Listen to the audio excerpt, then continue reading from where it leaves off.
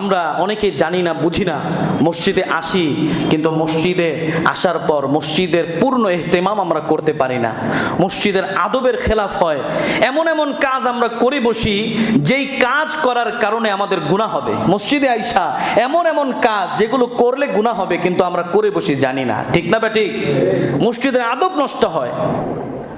এজন্য মসজিদে আইসা কি কি কাজ করা যাবে না এবং কিভাবে মসজিদে আসতে হবে, কি আমল করলে আমরা সওয়াবগুলো পাবো, এ বিষয়ে একটু আমরা কথা শুনবো ইনশাআল্লাহ।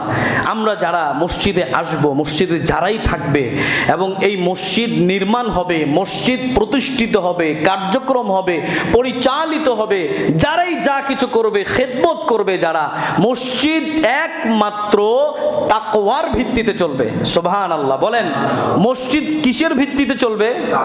তাকওয়ার ভিত্তিতে চলবে। আল্লাহর ভয় থাকতে হবে। যারা দায়িত্ব প্রাপ্ত হবে, যারা খেদমত করবে, কমিটির যারা সদস্য আছে, যারা পরিচালনা করতেছেন, ইমাম, মুয়াজ্জিন, খাদেম সহ, মসজিদের মুসল্লি সহ, মসজিদে যারাই চলবে, যারাই মসজিদ পরিচালনা করবে, মসজিদের খেদমত করবে, নির্মাণ করবে, সবার অন্তরে কার ভয় থাকতে হবে? আল্লাহর ভয় থাকতে হবে। কারণ আল্লাহ কোরআনে বলছেন, লামাসজিদুন উসসিসা আলাত তাকওয়া।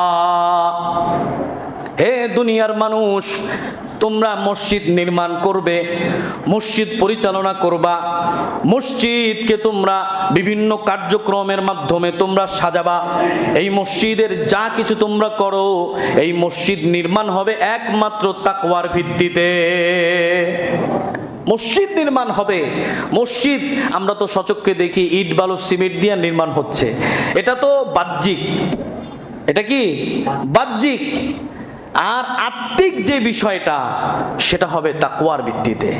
বাহ্যিক মসজিদে ইট বালু সিমেন্ট লাগে, কিন্তু মসজিদের নির্মাণ যারা করবে, যারা কাজ করবে, কার্যক্রম যারা করবে, পরিচালনা করবে, এদের ভিতরে যদি আল্লাহর ভয় না থাকে, তাকওয়া না থাকে, তাহলে এই কাজের কোনো দাম নাই। খেদমতের সওয়াব সে পাবে না, কারণ সে তো আল্লাহর জন্য করে নাই, লোক দেখানোর জন্য করছে। এজন্য কাজ করতে হবে একমাত্র কার জন্য? আল্লাহই কোরআনে বলছে, এটা আল্লাহর বিধান, এটা এক নাম্বার আদব, যে মসজিদের সব কাজ হবে একমাত্র আল্লাহর জন্য এবং আল্লাহর ভয়ে আমাদের সব কাজ করতে হবে। একজন দায়িত্ব পাইছে, আরেকজন পায় নাই, মন খারাপ করে বসে আছে। আরে মসজিদের খেদমতের জন্য দায়িত্ব পাওয়ার শর্ত নয় আপনি আমি মুসল্লি, সাধারণ মুসল্লি, আপনি আমি মসজিদে আসব, নিজের ইচ্ছায় মসজিদ পরিষ্কার করব, নিজের ইচ্ছায় মসজিদের বিভিন্ন বিষয় এগিয়ে আসব, এটাই আপনার আমার একজন মুসলমানের দায়িত্ব, একজন মুসলমানের পরিচয়।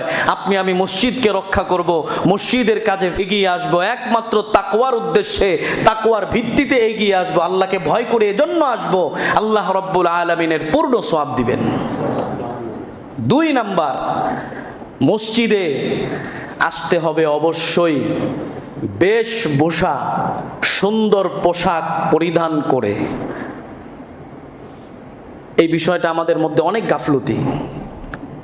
আমরা কোথাও বেড়াইতে গেলে কি করি? দামি দামি পোশাক পরি, ইস্তারি করা জামা পরি, সুগন্ধি মাখি, খুব ফ্রেশ হয়ে আমরা বেড়াতে যাই। কিন্তু আপনি আল্লাহর ঘরে মসজিদে আসতেছেন, আপনার ঘরের সবচাইতে নষ্ট লুঙ্গি পরে, আপনার সবচাইতে পুরান যে গেঞ্জি আছে সেটা পরে চলে আসতেছেন। কিন্তু কোরআনে আল্লাহ সরাসরি নিষেধ করছে এবং আল্লাহ কোরআনের মধ্যে বলে দিয়েছেন, ইয়া বনি আদমা খুযু জিনাতাকুম ইনদা কুল্লি মসজিদ, আয় ইনদা কুল্লি সালাত।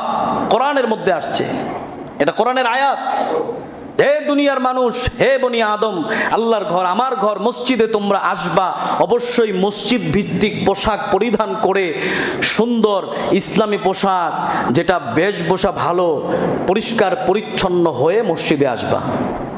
আর আমরা এমনভাবে মসজিদে আসি অনেক সময় যে আমরা একেবারে পুরাতন কাপড় চোপড় পরে, আসা যাবে না সেটা বলতেছি না, আবার অনেকে আসা বন্ধ করে দিয়েন না, আবার বলবেন যে হুজুরে তো আসতে নিষেধ করছে, গেঞ্জি পরে আসতে নিষেধ করছে। সেটা নিষেধ করি নাই, না আসার চাইতে এইভাবে আসাও তো ভালো, কিন্তু আসতে হবে কিভাবে সেটা শিখাইতেছি।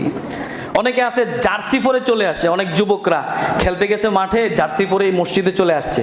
আসা যাবে না বলিতেছি না, আসবেন, একেবারে না আসার চেয়ে আসা ভালো, কিন্তু আসতে হলে অবশ্যই যেহেতু আল্লাহর ঘরে যাবেন, আল্লাহর সামনে দাঁড়াবেন, আল্লাহর কুদরতি পায়ে সেজদা দিবেন, তাহলে আপনাকে যেহেতু আল্লাহ নির্দেশ দিয়েছেন, কোরআনের মাধ্যমে জানিয়ে দিয়েছেন, তুমি পরিষ্কার পরিচ্ছন্ন পোশাক পরিধান করে বেশভূষা ধরে মসজিদে আসো, সেভাবে আসেন।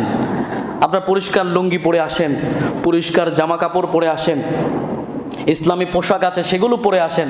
অনেকে একেবারে হাতা কাটা গেঞ্জি পরে যেভাবে পারে, অনেক জায়গায় অনেকের তো ছোট প্যান্ট পরে অনেকে চলে আসে, যুবকদের মধ্যে দেখছি 3/4 প্যান্ট পরে চলে আসছে মসজিদে, এই এতটুক প্যান্ট পরে চলে আসছে, রুকুতে সেজদায় গেলে প্যান্টটা উপরে উঠে যায়। আপনার তো বলছে বেশভূষা ধরে, এটা আদব, মসজিদের আদব। আপনি মসজিদে আসতেছেন, আল্লাহর ঘরে পরিষ্কার পরিচ্ছন্ন হয়ে আসতে হবে। মসজিদে আসবো আমরা কিভাবে? এখন থেকে পরিষ্কার পরিচ্ছন্ন হয়ে, একেবারে প্রতিদিন নতুন পোশাক পরতে হবে এটা বলি নাই, পরিষ্কার পোশাক পরে আল্লাহর ঘরে আসতে হয়, এটা আল্লাহর ঘরের একটা আদব। 3 নাম্বার, কোন দুর্গন্ধ নিয়ে মসজিদে আসা যাবে না, মসজিদের আদবের খেলাফ। আপনি সারাদিন কাজ করছেন, শরীরের মধ্যে ঘাম ভরা, পুরো শরীর ঘামে ভেজা, ময়লা আবর্জনা লেগে আছে, এই অবস্থায় আপনি চলে আসছেন মসজিদে। মসজিদ আল্লাহর ঘরে ফেরেশতা থাকে, ফেরেশতারা পবিত্র, ফেরেশতারা উন্নত, ফেরেশতারা সুগন্ধযুক্ত, তাদের কষ্ট হয়, গন্ধ তাদের কষ্ট হয়, তাদের গায়ে বেহেশতের সুগন্ধ থাকে, তারা দুর্গন্ধ সহ্য করতে পারে না, ফেরেশতাদের বড় কষ্ট হয়, তার জন্য বদদুয়া করে। যে বান্দা নিজের দুর্গন্ধ নিয়ে মসজিদে আসে, ওই বান্দা সওয়াব হবে তো দূরের কথা, সে আরো গুনাহ কামায় নিয়ে যায়। এজন্য কি করতে হবে ভাই? এখন কি ঘাম যাদের হয়েছে আর আসবেন না মসজিদে? আসবেন। কি করবেন? শিক্ষা, আদব কি?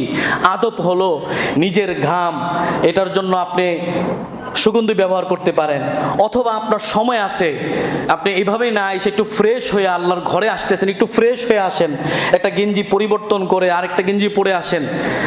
আপনি নামাজ পড়তে আসছেন, পুরো শরীরে দুর্গন্ধ, আপনার পাশের আরেক মুসল্লির ভাইয়েরও কষ্ট হইতে পারে।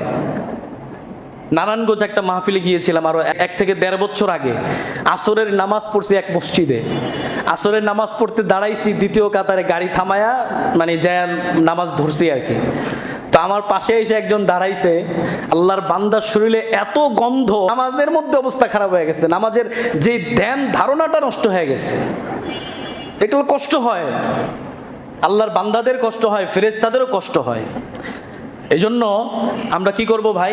কোন দুর্গন্ধ, অনেকে কাঁচা পেঁয়াজ খায়া চলে আসে, কাঁচা পেঁয়াজ, কাঁচা রসুন, কাঁচা আগেকার জামানার কথা, অনেকে কাঁচা গোশত সাথে করে মসজিদে নিয়ে আসতো, আল্লাহ রাসূল নিষেধ করছিলেন সাহাবায়ে কেরামকে।